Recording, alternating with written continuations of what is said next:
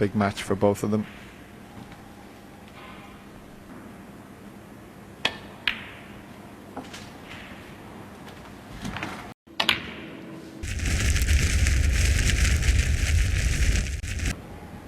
This is a virtual shot to nothing for Ding.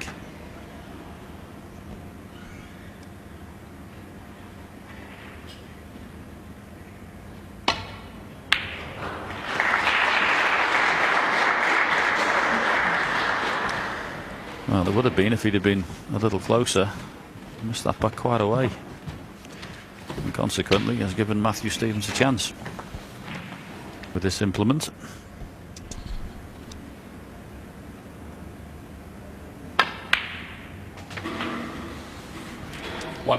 Just thinking back, John, I think Matthew was one of the first that perfected using this long extension. Balls in.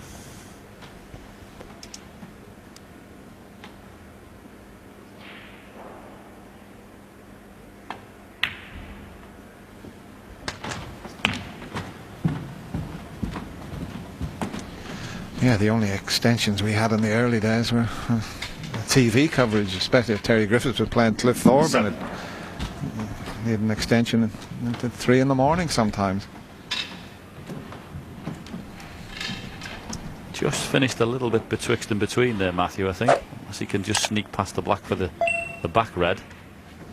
Yes, he's not quite on that one, so cue ball's got to go away into the balk area again with this red above the black. So just in the middle of everything there.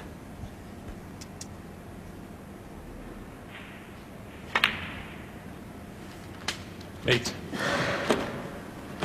And I know it's very early in the match, but this is a nerd, so he has a choice. Can he get the cannon this time? He's overdone it again. Yes, he certainly overscrewed that, but on these super fine cloths, Dennis, the slide off that first cushion was amazing. Really went wide, and of course, consequently, nowhere near the pack. So certainly misjudged, but very reactive.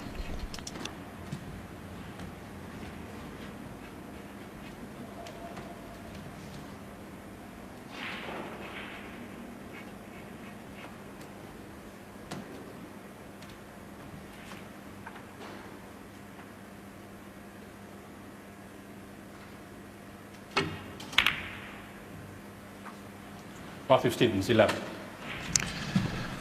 So he's let a good chance go astray there, and Ding now can pot this red in the corner. If he wants to, he can go right into the reds and open them up, because where the black's situated, he'd free the pink. Good chance he'd finish on pink or black here and open the reds, John. Yeah, all you have to is a little bit of luck here. As you say, it's a perfect angle, Dennis. Go into this. If you go into it nice and firm, there's a good chance the cue ball will hold.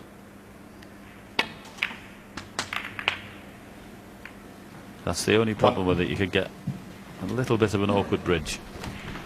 A little bit more pace though, and it would have been perfect, wouldn't he? He would have opened the reds up more, he would have freed the pink. He's still on the black, it's awkward, but he certainly could have done with playing that with a bit more pace, and he would have certainly opened the game up.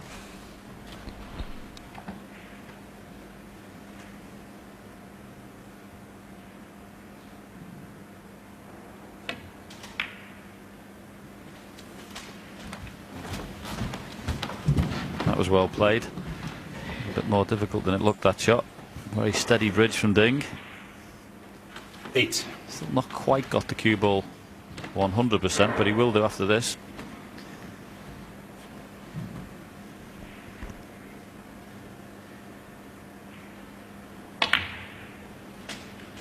Nine.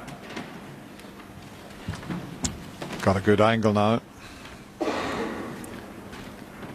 Must have felt he got a little bit of a heavy contact, but he's got the perfect angle. If he could cannon the red to the left of the pink as we look at it, it would open everything up. Doesn't have to play that shot, but that looks to be a pretty good option. Yeah, it's got to be slightly firmer than normal with this one. It's one of the types that could stick if you're not. Do you know, he was unlucky, John. He just caught the pink before the red, and I think he may still have one to the middle. Just flicked the pink, but does this red go to the middle pocket? If he slots this one in, It does.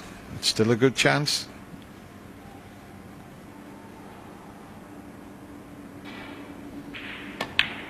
No. Where's the red going? No. It looked as if it was going to cling to the cushion and go in the corner, but it just seemed to come away from the pocket. Probably a little bit of side on it when it caught the knuckle of the pocket. You could see it just leaving the cushion there. I mean, that one was never really in, but it's been interesting. A couple of the players are saying on these new tables this year, they feel as if the middle pockets have been a little bit tighter for whatever reason. I mean, that one wasn't particularly well hit, but we'll watch that through the week. Well, it's a bit like a charity handicap at the minute, Dennis. Nobody wants to win it. Oh, he's covered that red though, so that's a bonus for Matthew. Okay, there's still a possible pot on the one right side of the table, but bit of an edgy start from both players, quite understandable. Big match for both of them.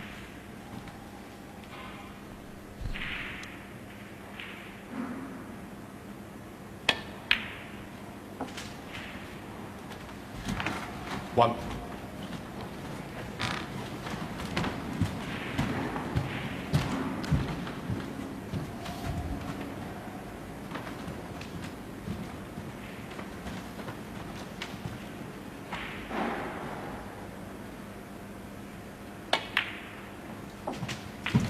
Well, after that excellent pot in the centre pocket, these are now perfect. I'll be very surprised 6.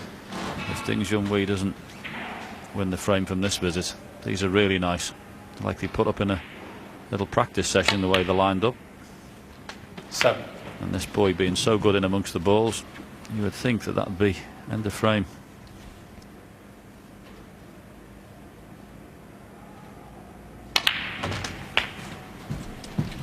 Yeah, we have said it before, but it's amazing what's happened to Ding when you think 3 or 4 years ago. 14. He'd already won 3 world ranking titles. 15. And he was certainly on his way into the top 3 or 4 players in the world. And then that Masters final when he lost to Ronnie O'Sullivan, he hasn't quite recovered from that. It shouldn't have been a problem really when you think, John. I mean, he got through to the final of the Masters. No shame in losing to Ronnie O'Sullivan, but it was the way it happened. It really set him back, didn't it?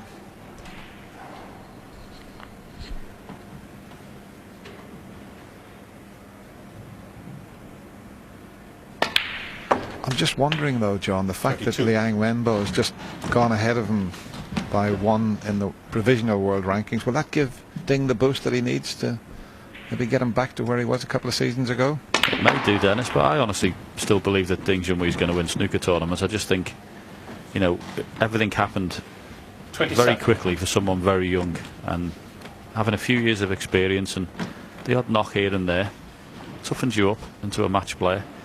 And of course he's playing in an era when he's got not only Ronnie O'Sullivan, he's playing one of the best match 28. players ever in John Higgins, who does seem to give him a bit of trouble as well. But the experience he's got over the last couple of seasons has stand him in good stead. As for Liang Wenbo, well, I think he's one to watch for the entire season, to be honest with you. I think he's probably going to win most improved player this year. I think he's a serious player to watch. 30. Meanwhile, Ding just runs slightly out of position. 31 points in the lead. 1 red and the brown or above would be enough to leave Matthew needing a snooker. You just let the white run a little too far there. He can still snick this in. Might be able to finish on the brown if he pots it.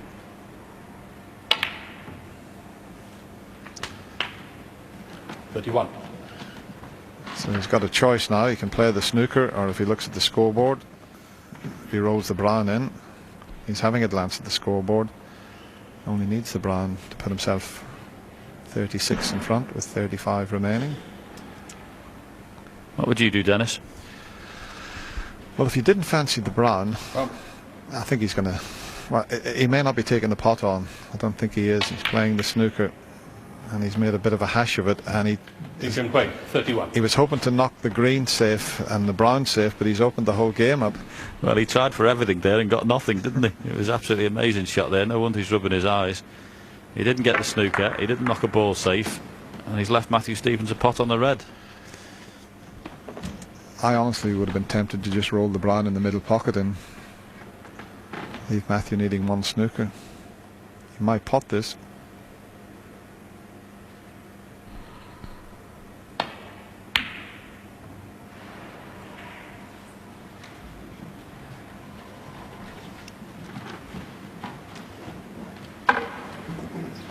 Disappointed with that, Matthew. That was a chance.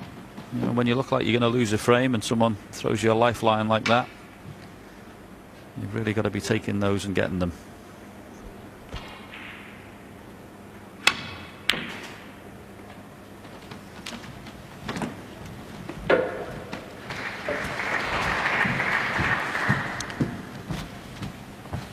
I think he can get past the pink, the right side, to come off the side cushion and escape from this snooker. Should be enough room. He'd love to hit the red from behind if he could. Yeah, probably the first line of got's a bit too close to the pink. If he goes just to the right of the pink, but if he could hit that red from behind, what a bonus that would be.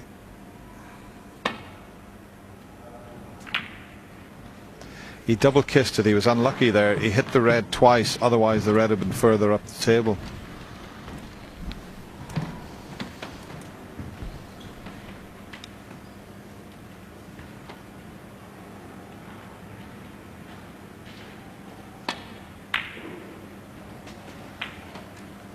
One.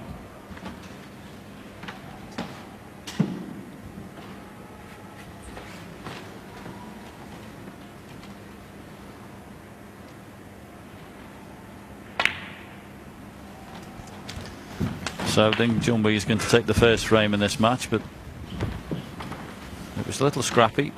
And Matthew Stevens, well, he'd probably be kicking himself because he had some very good chances in that. And even when he looked like he was out of the frame, 8. Ding threw him a lifeline, which he didn't take. So Matthew will be more than a little disappointed to be 1-0 behind.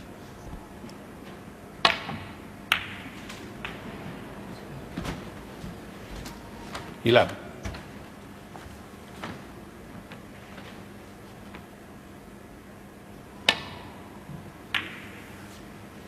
$11 in the frame. Just over 26 minutes. Matthew Stevens signals to Arian Williams that he concedes the frame. Good start for the young